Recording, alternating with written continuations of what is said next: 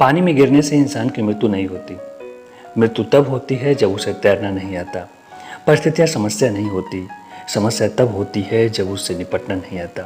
नमस्ते दोस्तों, मेरा नाम है रोहित और आप सुन रहे हैं टारगेट विद रोहित। आज आपके लिए एक छोटी सी मोटिवेशनल कहानी लेकर आए हैं। ये कहानी एक दिव्यांग राजा की होगी।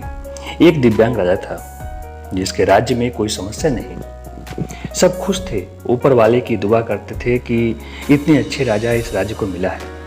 राजा की एक आंख और एक पैर नहीं था, राजा दिव्यांग था। राजा को इस बात का कोई मलाल नहीं था।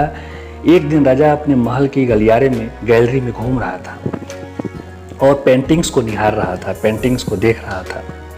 ये पेंटिंग उसके पूर्वजों की थी। राजा देखते देखते सोच रहा था कि कितने सूरवीर परिवार में मुझे जन्म लेने का मौका मिला। ऊपर वाले को धन्यवाद दे रहा था।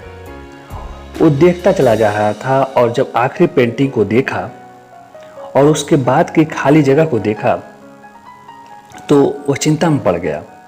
इस बात की चिंता नहीं थी उसे कि वह मरने वाला है। चिंता उसे इस बात की थी कि वहाँ जो पेंटिंग लगेगी वो कैसी लगेगी। राजा तो दिव्यांग है, उसका एक आंख नहीं है और एक पैर नहीं है। इस शानदार पेंटिंग के बीच मेरी वाली पेंटिंग सबसे खराब लगेगी, राजा ऐसा सोच रहा था। उसके जो खानदान में उसके जो पूर्वज हुए थे वो बड़ा सूरवीर हुए थे, बड़ा सुंदर थे, बड़ा भव्य थे।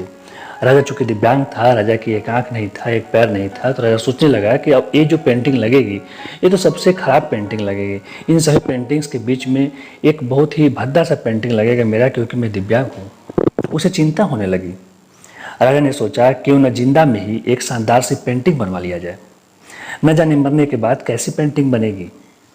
राजा ने उस राज्य में ऐलान करवा दिया कि राज्य के जितने भी अच्छे से अच्छे पेंटर हैं वो आए और राजा के लिए एक अच्छी सी पेंटिंग बना के तैयार करें, एक शानदार सी पेंटिंग बनाए, तस्वीर बनाए और शानदार पेंटिंग के लिए एक शानदार सा इनाम मिलेगा। मगर वहाँ बहुत सारे पेंटर आए, एक से बढ़कर एक पेंटर आए और पेंटर ने सोचा कि राजा तो दिव्यांग है, अगर पेंटिंग अच्छी नहीं बनी तो सजा भी मिल सकती है। बड़े बड़े पेंटर आ गए थे। तभी एक लड़का बोला, उस सभी पेंटर के बीच में एक लड़का छोटा सा था, वो भी पेंटिंग करता था। वो बोला, राजा मैं आपकी पेंटिंग बना सकता हूँ, मुझे 24 घंटे का समय दीजिए। बड़े बड़े पेंटर उस बच्चे को देखकर सोचने लगे कि क्या पेंटिंग बनाएगा ये बच्चा। राजा तो दिव्यांग है, राजा को भरोसा था कि वो बच्चा उस पेंटिंग को बना सकता है।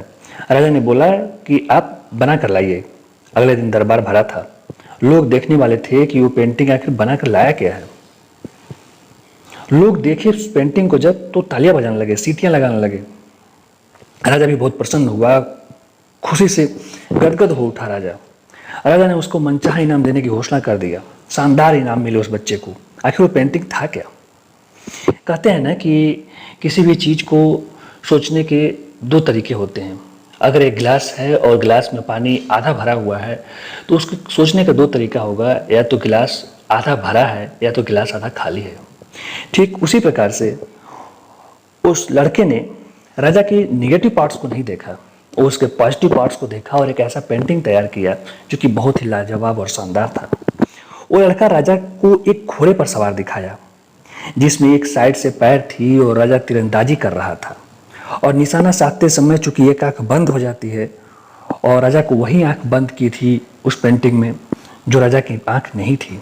इस प्रकार राजा ने एक आंख बंद कर दी और एक ही पैर दिखाया गया। कमाल की पेंटिंग बनी।